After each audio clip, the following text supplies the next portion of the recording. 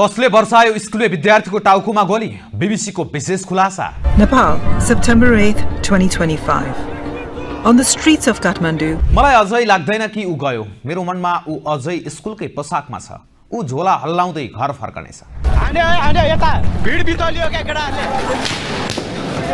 दर्शकवृन्द यी शब्द हुन् 17 वर्षीय श्रीएम चौलागाईकी आमा गंगा कार्कीका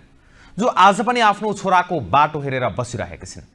तर विडम्बना श्रीएम अब कहिल्यै फर्कने छैनन् गत भदौ 23 गते काठमाडौँको सडकमा शान्तिपूर्ण रूपमा घर फर्किँदै गर्दा राज्यको बन्दुकले उनको टाउको छिचोलेको थियो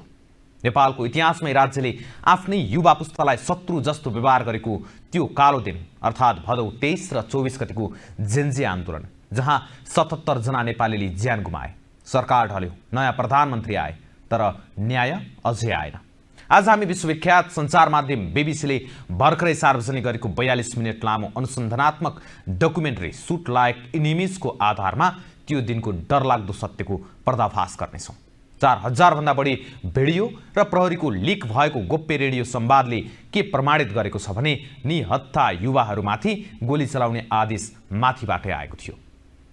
आखिर को हुन् त्यो आदेश दिने पिटर 1 के गर्दै थिए सिंहदरबारमा बसेका सुरक्षा कमान्डरहरू र फागुन 21 गते हुन गइरहेको निर्वाचनको संगारमा यो खुलासाले कस्तो भूकम्प ल्याउला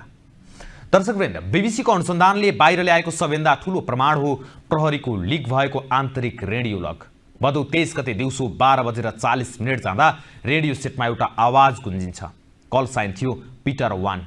त्यो आवाज तत्कालीन प्रहरी महानिरीक्षक आईजीपी चन्द्रकुबेर खापुङको थियो उनले आफ्ना अधिकारीहरूलाई आदेश दिए आवश्यक बल प्रयोग गर्नु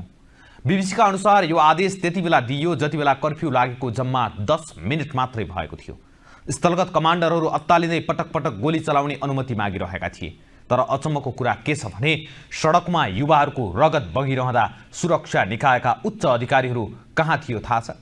उनीहरू आन्दोलन स्थल अर्थात् संसद भवन भन्दा करिब 3 किलोमिटर टाढा रहेको एउटा सरकारी कमान्ड सेन्टरमा बसेर चिया पिउँदै घटनाको निगरानी गर्दै थिए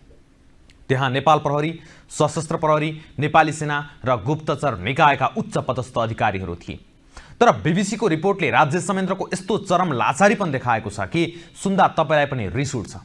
उक्त हाई प्रोफाइल कन्ट्रोल रुममा सीसीटीभी फुटेज हेर्नका लागि राम्रो इन्टरनेट कनेक्सन समेत थिएन